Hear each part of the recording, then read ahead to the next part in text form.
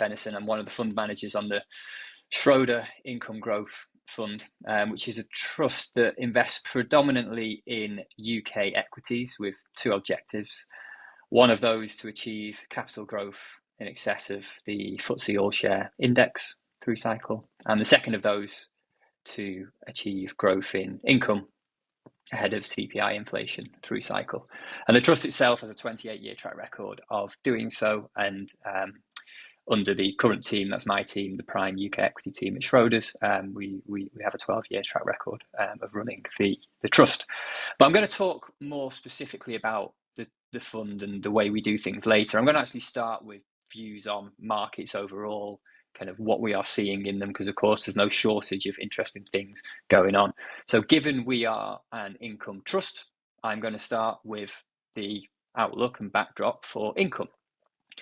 So if we think about the 15 years post financial crisis, it almost is now, equities were almost the only game in town when it came to investors looking for income. Central bank rates were zero. As a result, deposit rates in retail banks were almost zero. So anybody that wanted to generate a reasonable level of income had to go to equities. And throughout that period of time, we were lucky to have a market in the UK that you had a nice dividend yield premium to other global markets. And that's still the case. If you look at the chart on the left-hand side of this slide, you can see the yield of the FTSE All-Share around 4% on a forward-looking basis, is a nice premium to the MSCI Europe, to emerging markets, to Japan and the USA. But what's changed in the last 18 months, 2 years, is we've clearly seen the return of inflation, and we've seen central banks increase interest rates to try and combat that inflation. So as a result, we've seen bond yields increase. So you can see on the chart on the right-hand side of this slide that the 10-year UK gilt yield is now, as at the time this chart was struck, north of 4.5%. You can put money in an instant access savings account for 1 year for over 5%. So it begs the question, what is the case for investing in equity income? Now, one of the main reasons, we would argue, is to remember that equities are real assets. That return you're getting from a gilt or from an instant access savings account is very much a nominal return that is subject to being eaten away by inflation over time. But equities are real assets. You're invested in companies whose earnings, typically through cycle, grow. And in inflationary environments, equities have typically been good inflation protectors. And what this chart shows is that over a longer period of time, the chances of beating inflation by being invested in equities, that's the light blue bars, is very high. So over 20 years, if you're invested in equities in rolling periods, your chance of beating inflation is almost 100%. Over 10 years, it's somewhere between 80 and 90%. But the chances of beating inflation if you're invested in cash is much lower than that in the green bars. Over short periods of time, you may well keep up and might have a similar chance to equities. But in the long run, that's not going to be the case, because it's important to remember that if you're investing in equities, you're investing in shares in companies. And let's say a company generates £100 of earnings each year. It may decide to return £40 of those earnings back to shareholders in the form of dividends. But then it can retain that remaining £60 to invest in, say, a new factory or open a new outlet, which can help the company generate more sales, grow more earnings, and the share price will increase over time.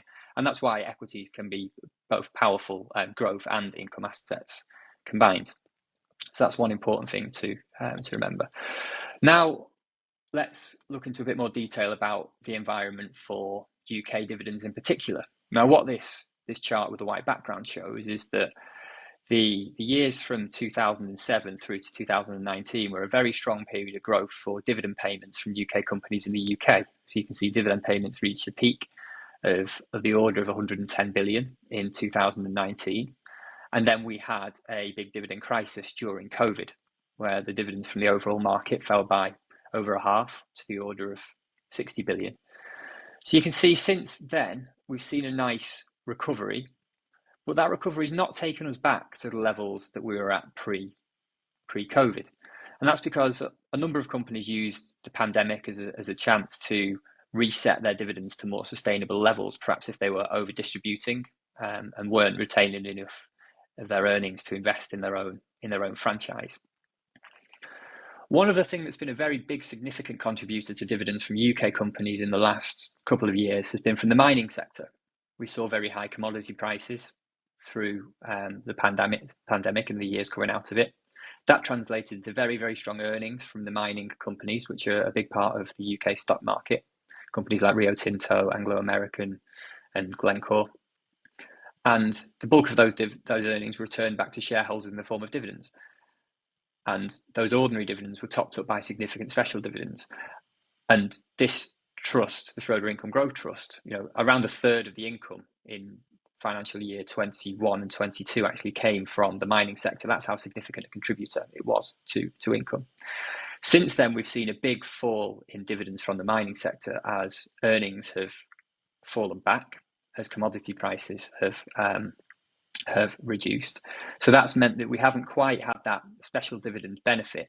So that's why when you look at the forecast for 2023 at the overall market level, it looks like income for the overall index will actually fall year on year on a total basis. On an underlying basis, the dark blue bars, the picture is still relatively healthy. You are still seeing underlying growth from UK companies. But in total, it has become slightly more challenging as a result of that reduction in special dividends from the mining sector. Another big feature of the UK market over the last year or so has been the reintroduction of share buybacks en masse. Now, share buybacks have been a big feature of US companies for the past 10 years or so. And so this is companies looking at the earnings they generate each year, deciding what to do with them, looking at their share price, thinking that it represents good value, and deciding to buy back their own shares. Now, what we've seen over the last few years is a very attractively valued UK equity market. So corporates are clearly recognising this, and boards of companies are sitting down at the end of the year thinking about what to do with their excess cash, deciding that their shares are cheap, and are deciding to return a significant portion of cash back to shareholders in the form of share buybacks. Now, to give you an idea of the magnitude of this, as you saw on the previous slide, UK companies in total return of the order of 100 billion back to shareholders each year in the form of dividends. Well, last year, on top of that, they returned of the order of 50 billion in terms of share buybacks. So that means that the total return of capital back to shareholders was of the order of 150 billion. So if you put that in a percentage yield terms, that would be a total yield for the stock market of 6%. So that would be 4% coming from your dividend yield and another 2% on top coming from your share buybacks. So quite an attractive level of return. The only issue from an income perspective is that it's only the 4% that you're getting in terms of income. The other 2% from the share buybacks can be seen as more of a capital return. But it does, from our perspective, help validate the argument there are a lot of very strong valuation opportunities in the UK stock market. And so let's dig a little bit more deeper into where we think that value is. Well, from our perspective, we think it very much resides within the FTSE 250 at the moment.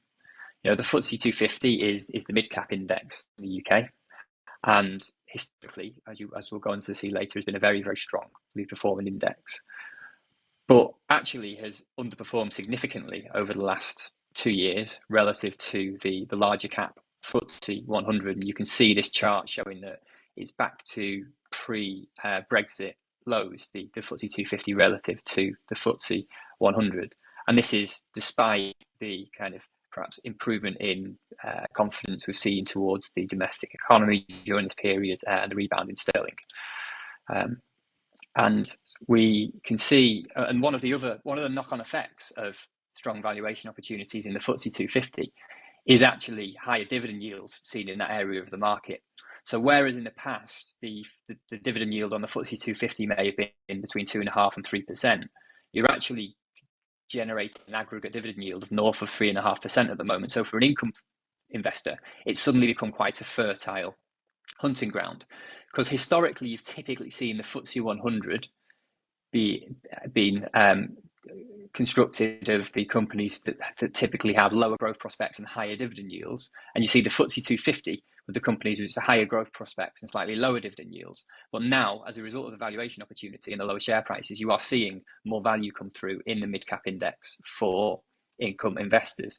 So this chart is showing you the relative dividend yield of the FTSE 250 relative to the FTSE 100. And you can see that it has surpassed the highs seen in the global financial crisis and seen during the Brexit period of 2016-17. And one interesting feature of the UK market is just how strong the long-term performance of these companies in the FTSE 250 has been. You know, not many people know that over the last 25 years, the FTSE 250 has outperformed the S&P 500 and a number of other global markets, such as the Eurostoxx 50. So that is because it's full of a lot of kind of slightly younger companies with higher earnings growth prospects, and the share prices have followed that higher earnings growth over time. So long-term prospects for that part of the market from these valuation levels, in our view, should be pretty strong, and it's actually an area of the market that we are overweight at the moment. And one of the reasons that we are particularly confident in the prospects going forward in small and mid caps is that whenever we have seen the FTSE 250 or the small cap index underperform the FTSE 100 to this extent over a 12 to 18 month period, over the subsequent 3 and 5 years, you've seen significant outperformance from this area of the market, and this is what this chart tries to show.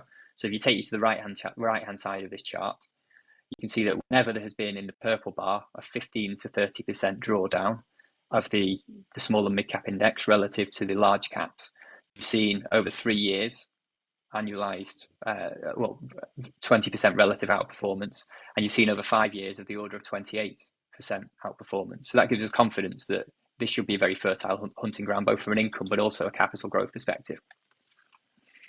And this chart just shows how many kind of companies that have perhaps started in the mid caps and become large caps, or have been what we call 30 baggers in the UK. So this is companies that over the 30 years to last November, when we ran this chart, had returned 30 times your money.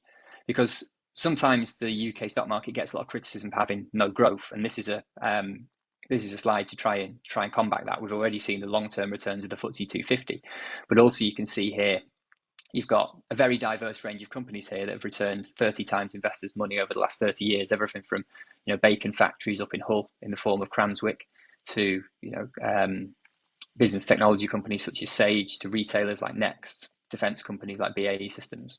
So there are a lot of in our view, strong growth opportunities in the UK. This chart starts to take us a little bit into more into how we are positioned in the fund today. So you can see the green line here is our exposure to large caps relative to the index. So you can see we are almost as underweight as we have been for the last 12 years since we've been managing the trust. And the converse effect of that is that we are quite significantly overweight mid caps as a result of that valuation opportunity that we see. So we're going to talk now a little bit more about how we construct things from an income perspective.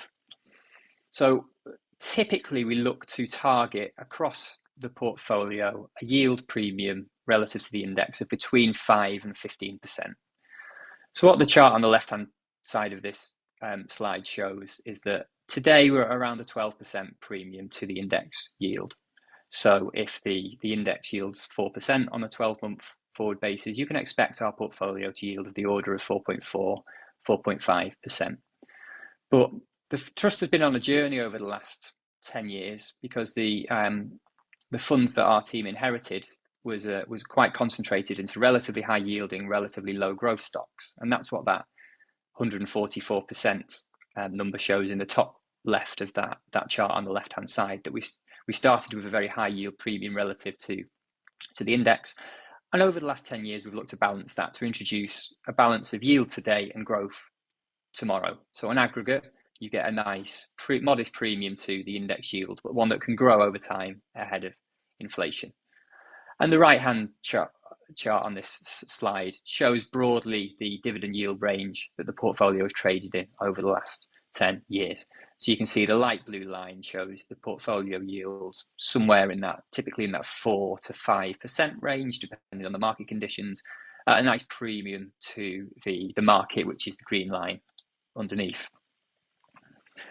This next chart fleshes out a little bit more of how we construct the portfolio from an income perspective. As I've described, we look to achieve a nice balance between, on the left-hand side of our barbell, as you see here, these are companies typically with lower dividend yields. So the dividend yields might be 2.5%, because they are not returning a significant portion of their earnings back to shareholders in the form of dividends.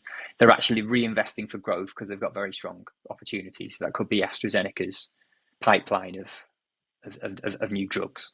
That could be Prudential's opportunity to grow its life insurance book in Asia and Africa. That could be Convatec's medical devices, which are very, very strong pipeline of medical technology devices coming through. And then on the right-hand side of this chart, we balance that with companies that have higher dividend yields, and as a result, probably slightly lower growth prospects in some cases, because they are returning a higher proportion of their earnings back to shareholders in the form of dividends. So this could be, the banks, some of the more cyclical high dividend payers. This could be a more robust company like Schroder own primary healthcare properties in the UK. So that's nice, high yielding, inflation linked dividend grower. It could be a utility company like National Grid, asset backed, inflation linked revenue streams, returning a significant proportion of cash back to shareholders each year. So these dividend yields will typically be north of 4.5–5%. And then in the middle, we have some companies that are around market average, that kind of balance returning a certain portion of cash back to shareholders, but also retain some for growth. So the blend of that, as I say, gives us a portfolio with a nice balance of income today and growth tomorrow. This next slide just shows the track record of the trust from an income perspective. You can see over the 28 years, it's generally generated an annualized dividend growth of 4.2%. Versus inflation that's annualized 2.3% over that period. Clearly, the inflationary environment is slightly more challenging at the moment. I mean, what we've seen today is a slightly faster in the inflation print from the Bank of England. We've seen a slightly higher reduction than expected. So we're hoping that we've come off the peak now, and that may well trigger the peak for rates in the UK. And that's broadly where I was going to wrap up, just as a reminder that we're a trust that invests predominantly in UK equities with the dual aims of looking to achieve capital growth ahead of the FTSE All-Share, income growth ahead of inflation, with a focused but well diversified portfolio of, at the moment, just north of 40 companies. But we're very much bottom up stock pickers, investing in mispriced opportunities, just as the previous manager, not looking to take big macro bets. Our expertise we like to see is in knowing the fundamentals of the companies very well, identifying mispricings and blending those together into a nice diversified portfolio that can achieve the objectives of the trust over time. So on that note, I'll pass over to you, Roland, for questions. And the first one was sent in before we got going, so we should definitely make sure we ask this one. Are you still holding HSBC and Standard Chartered? And what's the outlook for the banking sector? We are, yes. So clearly, on a structural basis, the outlook for the earnings prospects in the banking sector is significantly better now than it was 3 years ago. And that's simply, as you'll be aware, as a result of higher interest rates that banks can now charge customers much higher for mortgages. And that has not been passed on to the same extent on the liability side of the business in the deposit rates. But what you do see in the case of many banks, as a result of the hedges they have on the balance sheet, you only see the true impact of these higher earnings over 2 or 3 years as those hedges from the lower interest rate environment unwind. But that does create an environment, and also it's important to recognise how strong the balance sheets of these banks are now relative to the time of the financial crisis, because they've spent the last 10 or 15 years repairing these to have very strong core tier 1 capital ratios. So that means that we expect to see the bulk of these earnings returned back to shareholders in the form of dividends and share buybacks. So the orders of magnitude that we can see returned back to shareholders over the next 2 to 3 years could be 40% plus of the market capitalization of these companies in the form of dividends and buybacks.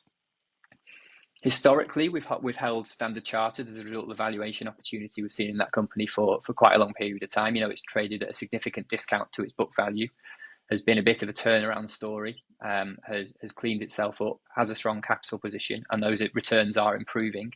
HSBC, we bought back. We're underweight the relative to its position in the index, but we still have a relatively significant position in the fund. It's a high quality, well globally diversified bank in that sector with a strong capital position that should be set to benefit from those rising rates. So we do own both of those companies. Yeah. Interesting you're saying about the lag perhaps between what you might expect, the impact of higher rates and the performance for financial services businesses. Question about buybacks.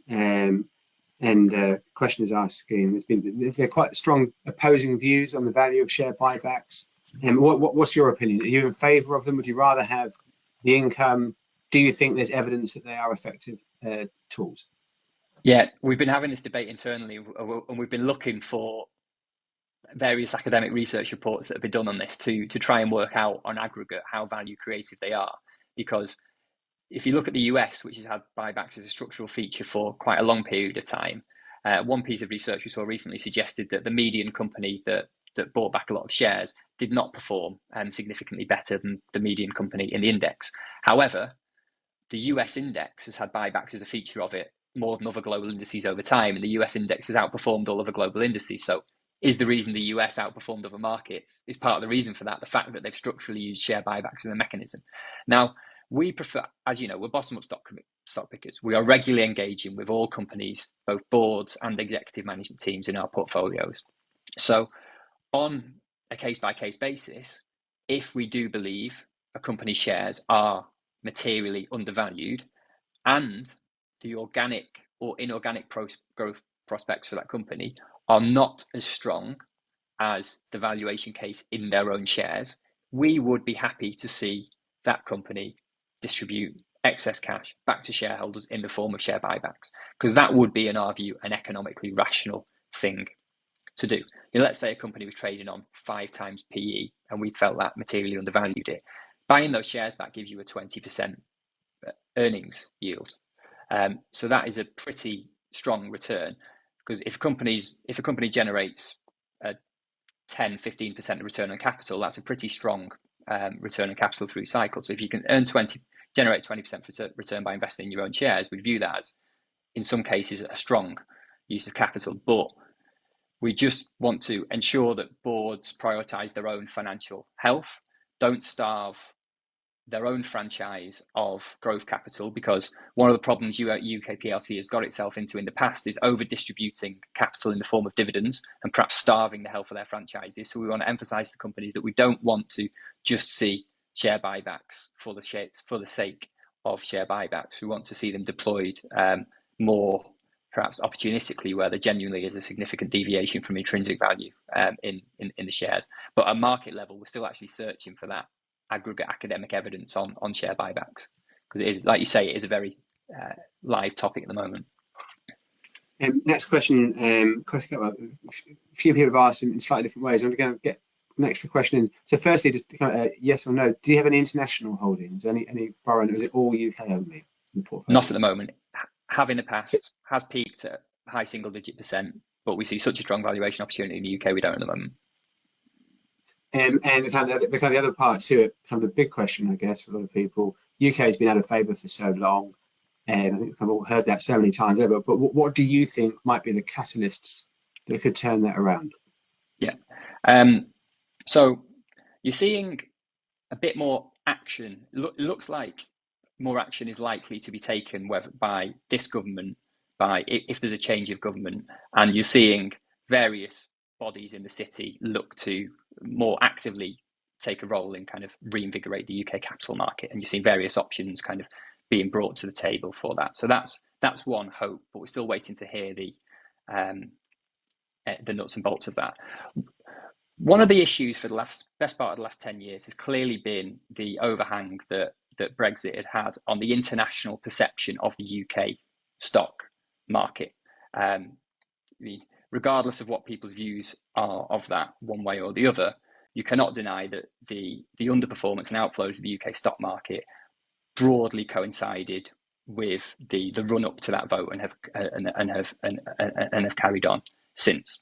Now, if we see political clarity in the UK in the next 12 to 18 months, you may well see a situation where international investors start to look at the UK with a more kind of favourable view, and that could catalyse and layer into that the valuation opportunities in UK equities. You could see a return of capital to the UK, and because there are it won't take much of a swing of net selling to net buy-in to have quite a big impact on the UK stock market. You know, we were talking today in the office about the valuation case for Japanese equities 12 to 18 months ago. You know, they were multi-decade lows relative to their own history, and clearly there you've seen Warren Buffett take advantage of that valuation opportunity, and the rest is history for that market. You've seen significant outperformance. So we look at the valuation, and sometimes kind of when you've seen the catalyst, it can be too late because you can miss it. So we just have a lot of faith that we can see the value over time. That'll be crystallized. Exactly what event does crystallize that, we don't know, but we can just have a great deal of confidence that from this valuation point, the forward-looking return prospects are very, very strong for the UK, particularly in the small and mid-cap areas of the market.